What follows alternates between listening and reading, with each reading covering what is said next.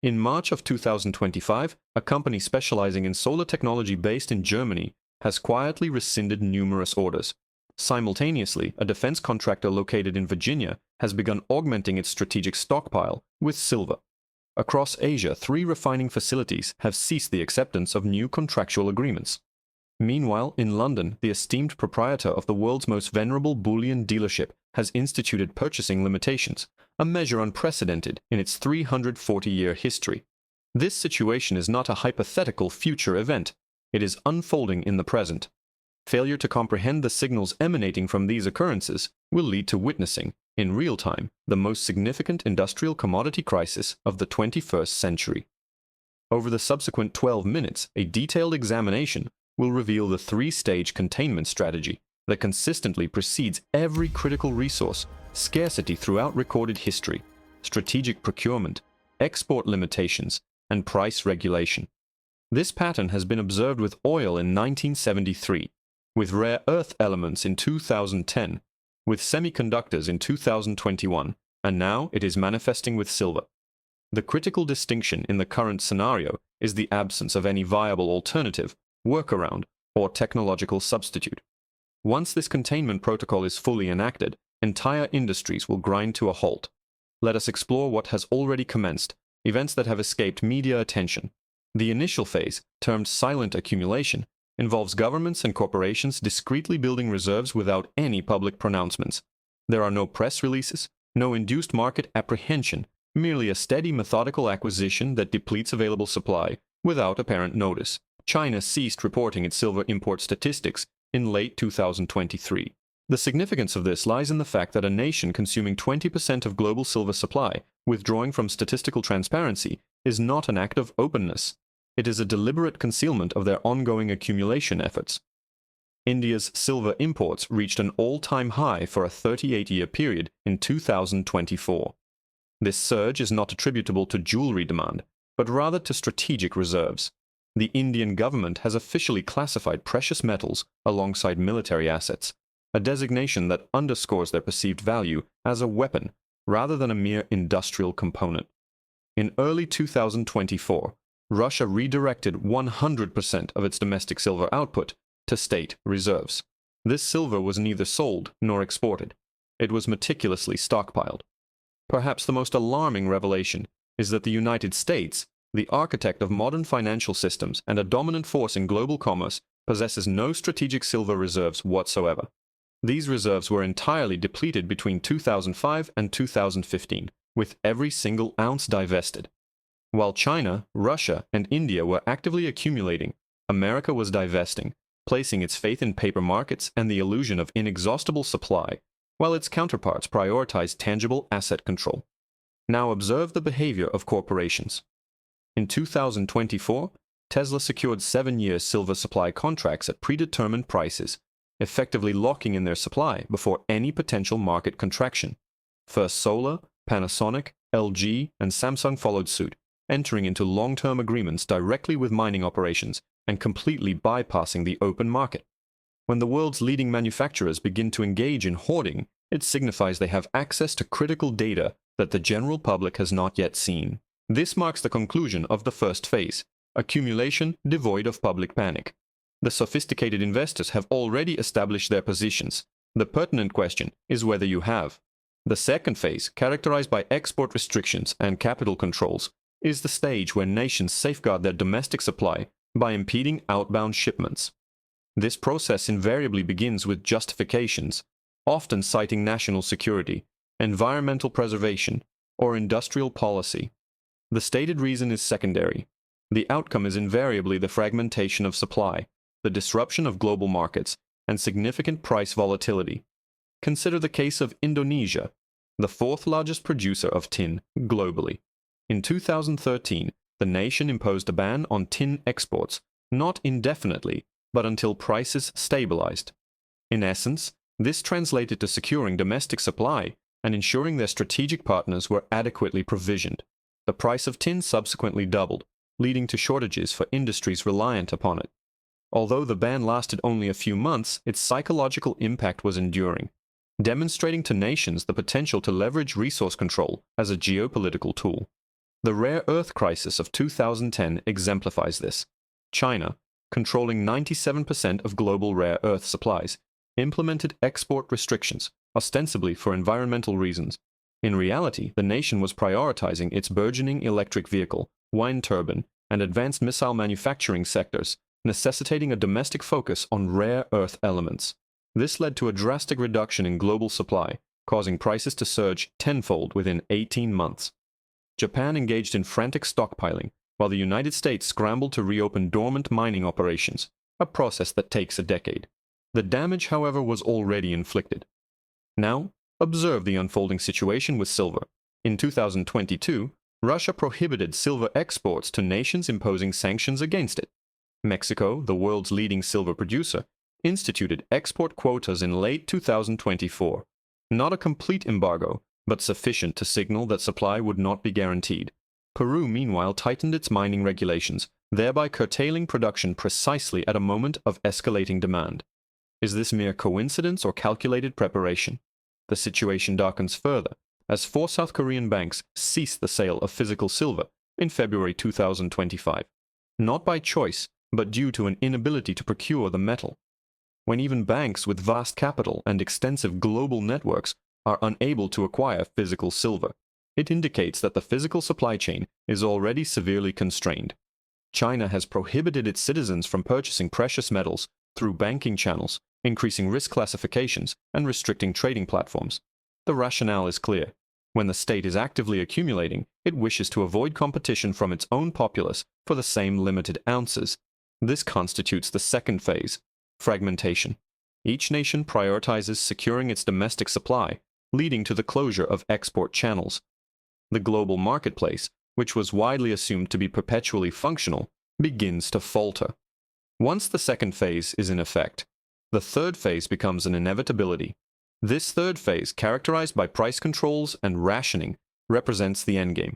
It is the point where governments and exchanges, succumbing to panic, implement restrictive measures and dismantle the pretense of free markets.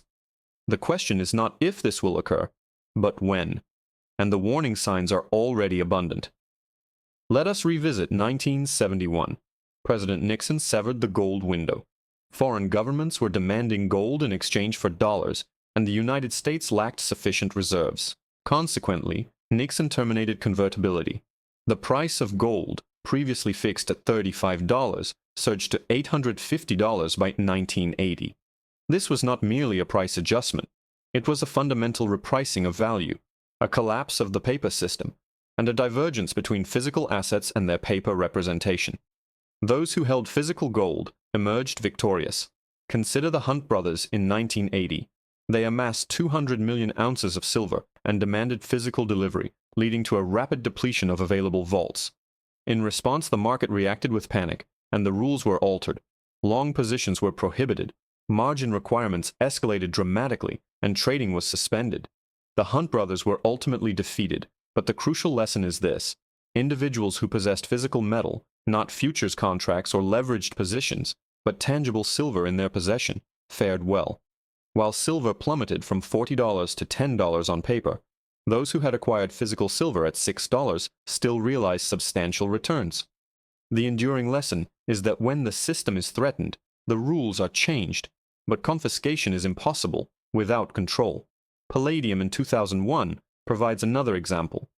Russia delayed shipments, causing physical palladium to vanish from the market. Futures traders demanded delivery, but the metal was unavailable, propelling prices to a parabolic rise, reaching $1,000 per ounce. Traders holding paper contracts were forcibly cash settled, receiving dollars instead of the metal. These dollars were subsequently able to purchase significantly less palladium than their contracts had stipulated. Holders of physical palladium reaped considerable profits, while paper holders learned a harsh lesson about counterparty risk.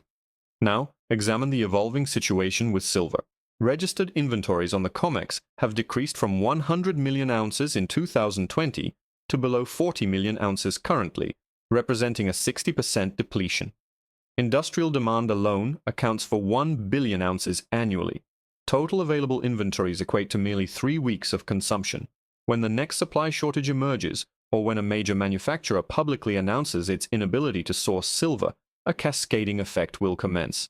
industrial buyers will panic, governments will secure strategic supplies, and investment demand will surge in the paper market, where 100 ounces of paper are traded for every 1 ounce of physical silver. This paper market is poised for a collapse. Here is how Phase 3 will manifest once fully activated. Trading suspensions will become commonplace. The COMEX will halt silver deliveries. SLV, the largest silver exchange-traded fund, will announce cash settlements due to the unavailability of physical metal. Your shares will not translate into silver but into dollars. Dollars that will command significantly less silver than when you initially invested. Governments will implement price controls, not to benefit the public but to manage panic.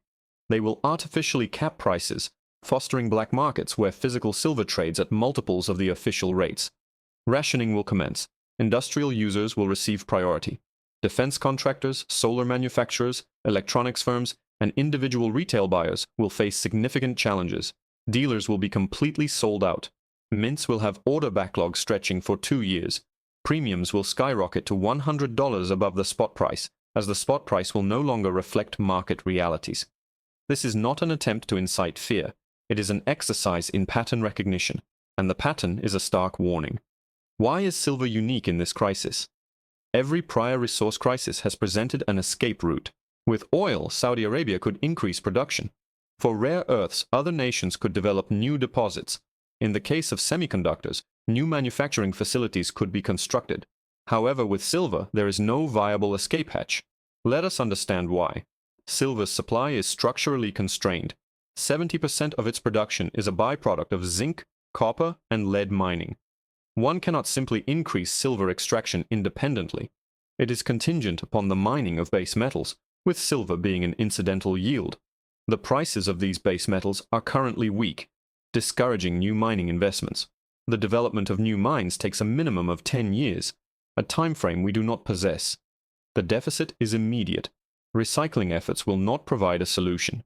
Silver recovery rates from electronic waste are below 20%, with the amount of silver per device being too small and the extraction process too costly. Furthermore, solar panels sequester silver for 25 years, effectively removing it from the immediate supply rather than facilitating recycling. Substitution is not a feasible option. Copper oxidizes and aluminum cannot match silver's conductivity. It is impossible to engineer around fundamental chemical properties. Every solar panel manufacturer has attempted this, and all have failed. Silver paste remains the sole scalable solution. Compounding this is the fact that demand is legally mandated. The European Union, China, and the United States have committed trillions of dollars to the energy transition. Solar installations must double by 2030 to meet climate targets. This is not market-driven, it is policy-driven.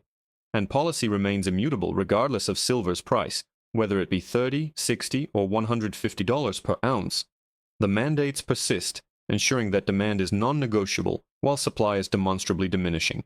The oil crisis of 1973 was resolved with increased production from Saudi Arabia and the development of North Sea oil fields, coupled with a moderation in demand.